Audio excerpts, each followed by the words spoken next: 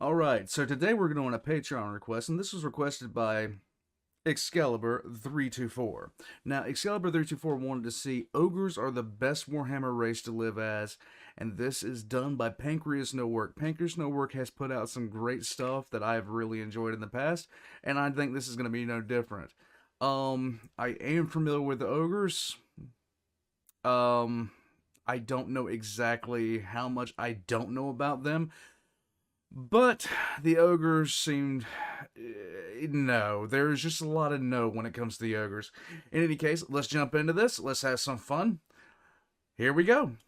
With the release of Total Warhammer 3, I've been spending a lot of time playing as the races of the old fantasy world to see what they believe in, what they cherish the most, and how they act on and off the battlefield as I absorb lore about these factions like a bulimic sponge. And in a conversation that I promise you will see how it's relevant, one of my friends asked me if I would rather be a Russian soldier during World War I or live in the world of Attack on Titan. Obviously the correct answer here is suicide by any means possible. Yes. Both of those options are absolutely horrendous, but it got me thinking. If there was one faction in any of the Warhammer settings I had to live as, which one would it be? Which Warhammer faction would give me the most amount of happiness and satisfaction in life where I suddenly would become a member of them like the world's most self-inserted isekai? And I came to... For me, if I was to pick one of these, it would probably... That's a rough question, actually. If you could have the mentality of them, the orcs would be the best one to be as, because you literally just go around fighting stuff all day, and if you're happy, you're fighting. If you're fighting, you're happy. To the conclusion that the faction I would pick is the Ogres of Fantasy. Now, there may be, some civilized debate over me picking the damn Ogres for this. I mean, I do some for the Elder. There is no and the Elder, when they're not fighting, are basically a perfect post-scarcity society. Or perhaps... No, like, seriously, there is general warfare at this notion. Perhaps you say that the Necrons would be perfect, with them all being immortal beings who can repair their bodies after more or less complete destruction. Or the High Elves / Lumineth Realm Lords, or one of the Dwarfs, or God knows how many other factions you might say is best to live as. And to be fair, a lot of factions in Warhammer do have pretty decent standards of living, even by our real-life standards. Not just the standards of living of a peasant who has to deal with demons from hell every other Tuesday. But even taking all of these factions into consideration, I still think the Ogres are the faction and race I'd choose to be if I had to pick one to live as in either Warhammer setting, 40k, Fantasy, or Age of Sigmar. Here's why. So the Ogre's like food, right? Okay, so now that I had a couple of seconds to compress this, I want to go, let's see. Number one for me, if I could adopt their mindset, number one would be probably the orcs, followed by the craft world Eldar, and I'd probably exterminate the Tau.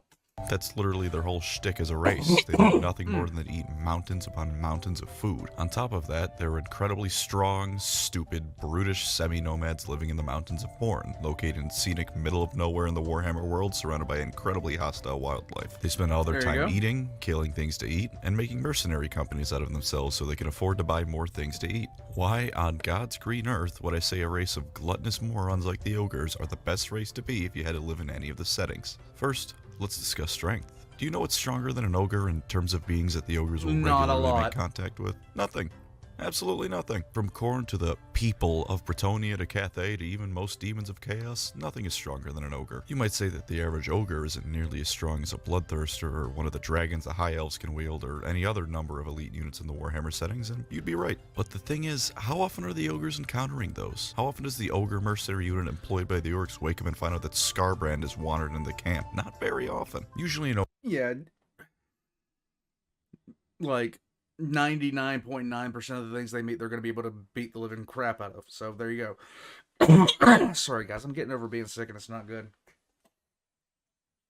Ogre will wake up, find the nearest Gnoblar, eat it whole, and then walk over to the cafeteria for breakfast proper. And he'll do something like, I don't know, hire himself out to a caravan of humans in exchange for a couple dozen pounds of meat.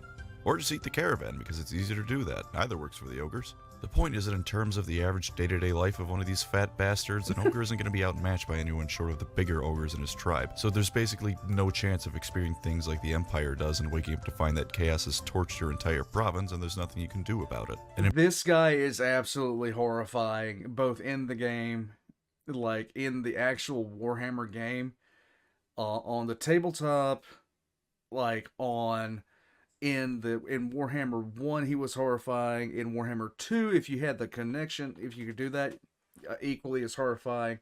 I haven't played Warhammer 3.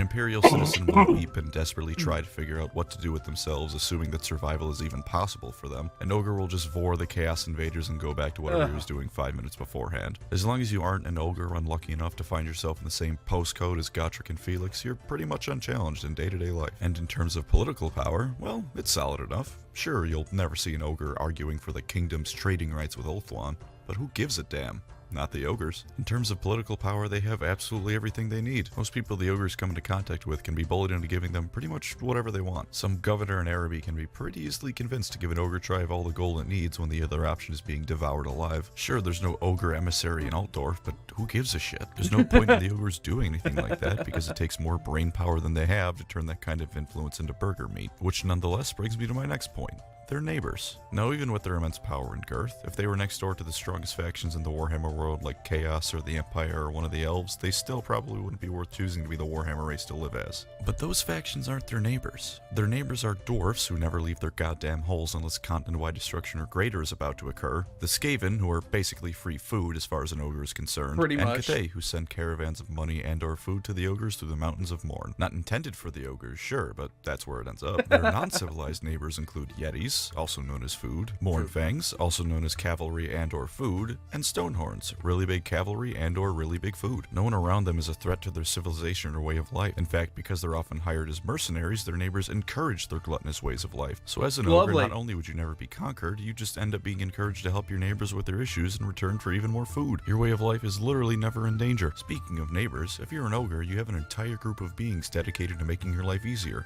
Gnoblars. Now, sometimes Gnoblars are goblins that serve the ogres, sometimes they're something else entirely, just happen to look like goblins, sometimes they're a distinct subspecies of goblin and greenskin. I don't care what they are, and neither should you. What matters is that as an ogre, these bastards are at your beck and call. Need some expendable units in a fight? The Gnoblars are great at catching arrows with their faces. Need someone to ferry supplies and materials for you? The Gnoblars aren't busy doing anything, they'll hold all your shit. Need something to eat? The Gnoblars will get it for you. If there's nothing on the menu they bring you want, then no worries. Just eat the fucking Gnoblar. As an ogre, you have an entire race of beings dedicated to being your servant for all your menial tasks. If you don't want to do it, you probably don't have to do it. There you Assuming go. you are a functioning human being, concepts like an entire race devoted entirely to servitude might make you think troubling thoughts like rights inherent to all living beings and the like. You know who doesn't have those thoughts? Ogres. They don't have any philosophical thoughts like that. They're too stupid to even think up words like philosophical. Time spent saying all the syllables is time that could be better spent eating. An ogre will wake up, eat, shit, then eat again, maybe have sex, definitely eat, possibly fight something, definitely eat once more, then go back to sleep. This is the entirety of what the ogre thought process is devoted to. Does contemplating your That is seriously return to monkey levels. place in the world help you get more food to shove down your greasy, fat throat? Nope, so why bother with it? Discussing what it means to truly be alive won't feed the tribe, so shut the hell up and go hunting. You're never gonna have a midlife crisis or a panic as you realize you're at a dead-end job or anything like that as an ogre, because they're not smart enough to have those things. But even beyond mundane stuff like that, the ogres are stupid enough that they can't comprehend that the world they live in is profoundly awful. Take the Eldar back over in 40k. They have to sit and think on the fact that not only does the galaxy they live in suck beyond measure, but a lot of that is due as a direct result of their species' actions. Or They will. No Eldar is that self-aware. No Eldar is actually that self-aware.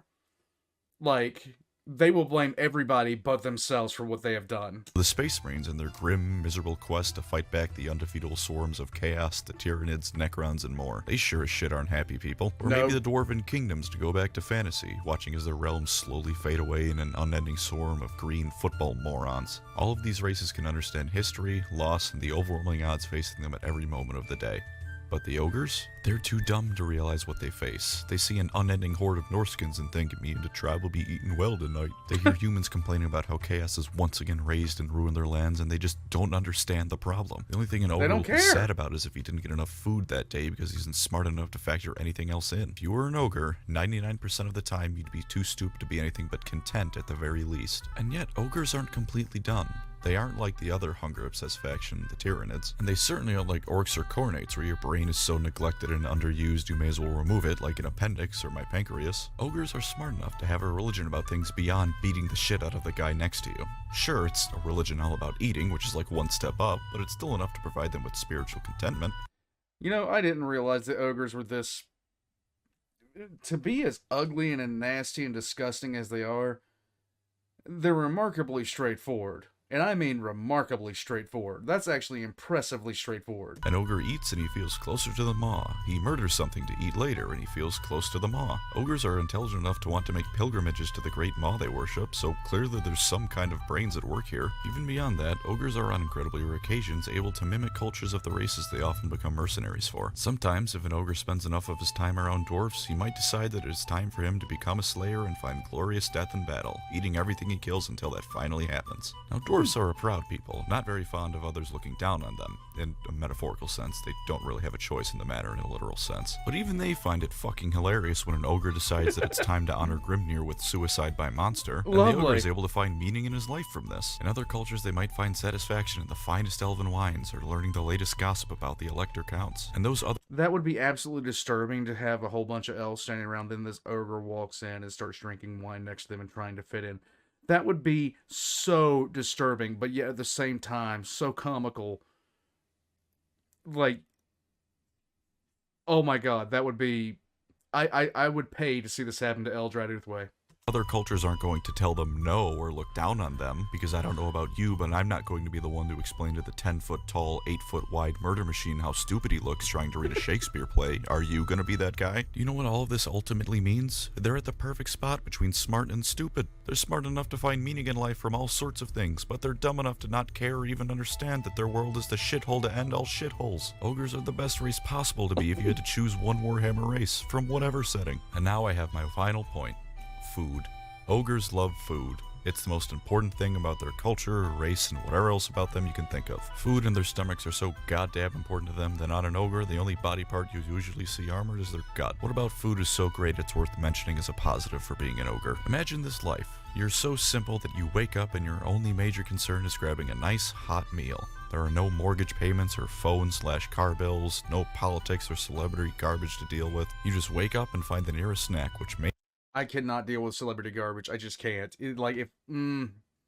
Okay, I'm getting on board with this, actually. May damn well be one of your servants. There is not a single miserable ogre in existence because this life is fucking perfect for finding happiness. Your purpose and wants in life are to eat, you excel at killing things to eat, your culture encourages you to eat. If you suddenly became an ogre, all of your worries would melt away as your gut grew 3 sizes that day. All you care about is food. And because ogres just like food and don't give a shit about things like counting calories, the food pyramid, or not eating the fat directly out of a pig carcass, you'll eat everything. An entire world of flavors open up to you as an ogre. Am I saying that's all because I am at core a fat, lazy bastard? Yes.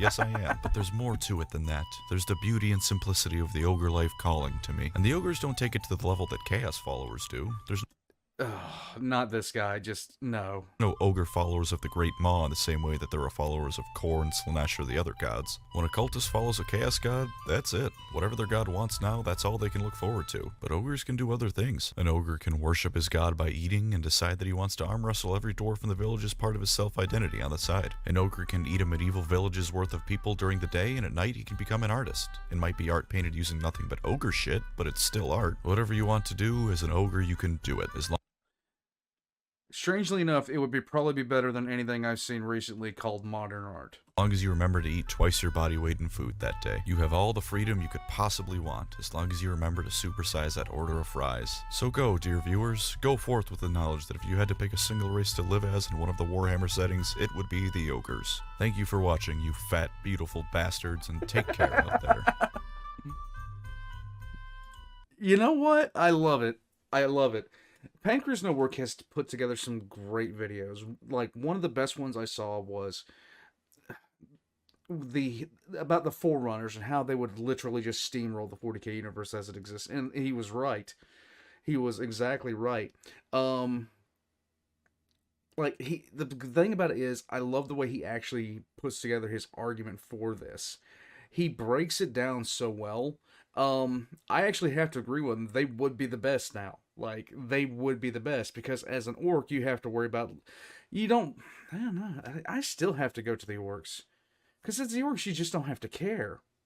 All you have to do is hit things. That's it. You constantly are surrounded by things to eat. The only thing you exist for is just literally just walk around and beat the crap out of something. That's it. That's all.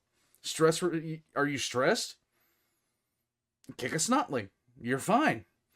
Do you want to go faster? Paint everything red. You want to become invisible? paint yourself purple. You ever seen a purple orc? I ain't. In any case, just no.